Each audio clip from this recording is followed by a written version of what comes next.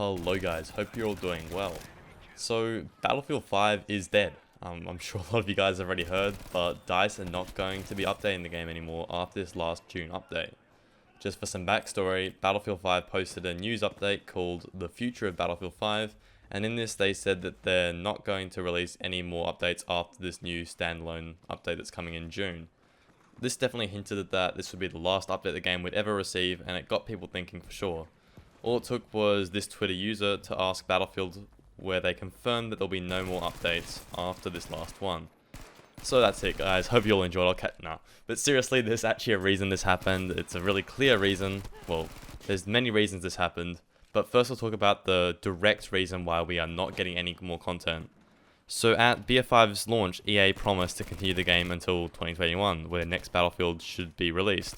So why and how could they even do this to us? They basically lied to us, saying that they're continuing to update until 2021, yet the game is actually going to be ending in June of 2020. So, how could they do this? And it all lies in the live service model that EA used for Battlefield 5. That's the reason this all happened, and before I even explain it, I just want to say that I hate the idea of live service in any game. Basically, DICE are selling skins and cosmetics rather than actual content.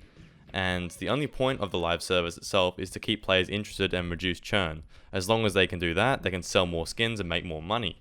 The issue is that they consistently failed to capitalize on spikes in player counts, and they could never overcome the churn over time.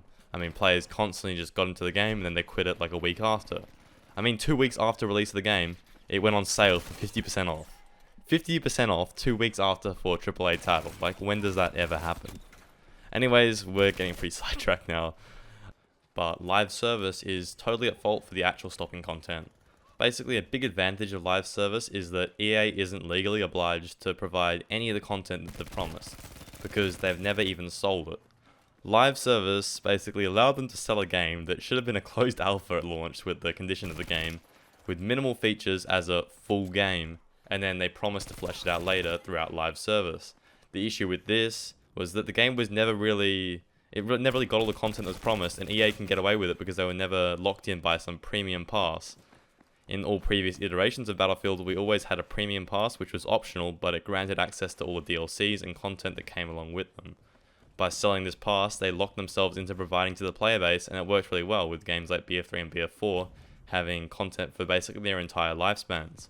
Live service in theory isn't too bad, but it relies a lot on players and reducing churn, which is basically players leaving the game, and if players stay in and they get invested in the game, then they're more likely to buy cosmetics, which supports the development of the game.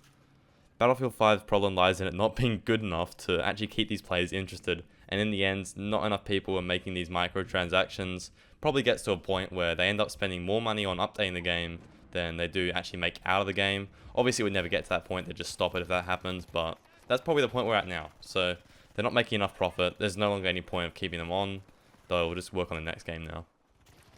And because of this, they tried all sorts of things to keep players interested and invested in the game, and none of it worked. Literally none of it worked. So they tried selling the game at a severely discounted price, that didn't work. They tried changing their TTK numerous times to keep players interested, that didn't work. They had heaps of progression systems too, but they literally undercut every single progression system by letting you buy the weapon that they're putting at the end of that system the next week for 1,000 company coin.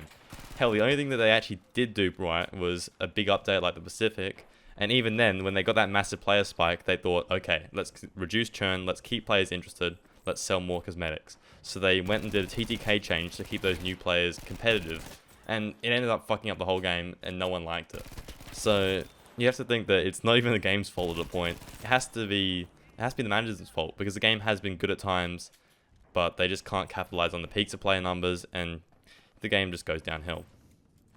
I'm not going to point fingers here, except I actually am. I'm going to point direct fingers at the person who I think is at fault for this, since DICE has some pretty fucking meme-worthy management from what I've heard. Supposedly, there's a few people really high up that end up making and approving most of the decisions, so a developer lower down could make a change, but they'll have to go through the guy above, and then they can decide whether it's going to end up in the game or not. And to even make changes themselves that they find interesting, they'll have to do a bunch of other shitty changes that come from the guys above them. So the person to blame here, I reckon, is Demise99 or Alan Kurtz.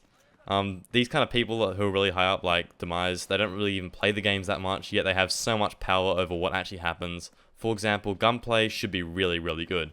The gunplay designer, Drunksy, was a pro player and probably knows the topic just as well as anyone. The issue stems from him not actually having full control of an aspect of the game that he can improve more than anyone else. He would have to go through Alan first, and then only he could change the game after that. It comes to things as well that maybe his ideas aren't actually as important to upper management as some other things like casualizing the game with a TTK change. I mean, literally, Drunksy used to stream, and he said at some point that the only weapon worth using is the Jungle Carbine. When you have a developer, the gunplay developer, complaining about the gunplay, I mean, that just shows how unhealthy the game is. It's a really, really joke-worthy management system that they've got going right now. And I've heard from heaps of sources that, you know, lower level developers and the guys that actually do the coding are really, really good, and they have really good ideas. The issue stems, again, just they can't capitalize on those ideas without someone above them approving them. And in a lot of situations, this isn't even a problem, right? Like, that's how every job works. You always have to go to someone above you before you want to change something big. It makes sense. It makes sure that things don't really go wrong. The issue with this is that the guy above just doesn't know what he's doing. If he was really good, then there wouldn't be any issue.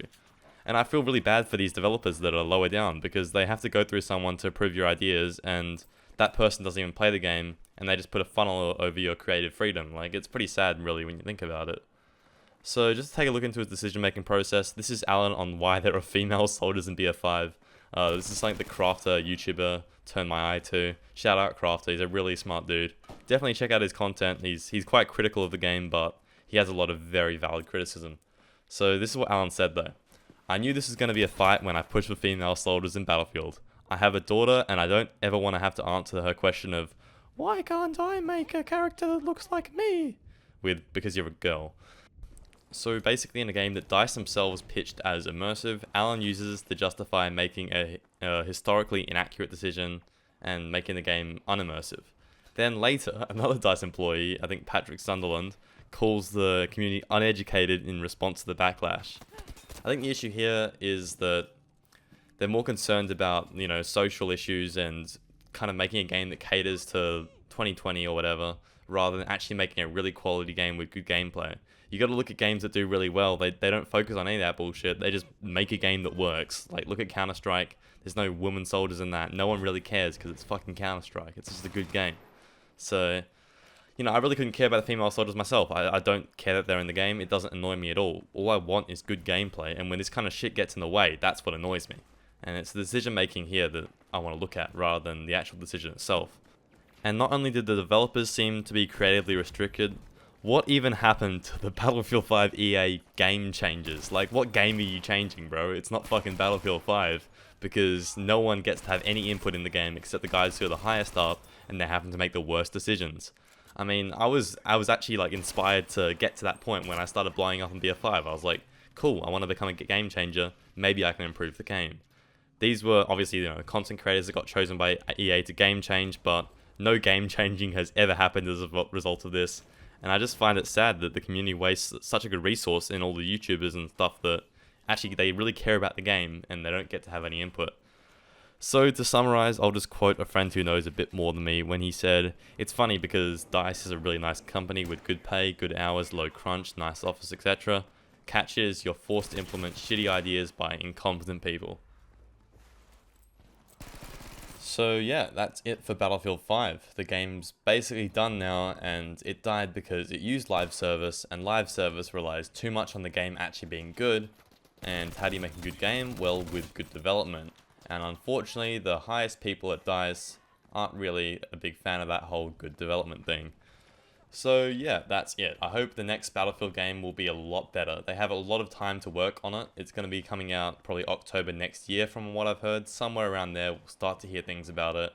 And I really, really do hope that the game can kind of get a grip and improve from where it is right now. They have so much time to work on it, and I'd be really sad if it didn't improve. There's a lot of things I'd like to suggest for, you know, making the next game, and maybe I'll make another video, like a wish list for the next Battlefield game, because I have a few ideas. Some of them might be good, some of them might be bad, and I can only really find out by actually running them by you guys, seeing what people think of them, and, you know, it'll be a good video to make. So, hopefully you guys all enjoyed that video. Let me know what you think. I'll be engaging with a lot of the comments in this video because I really like having these kind of discussions. And yeah, hope you all enjoyed. Catch you all on the next one. Peace.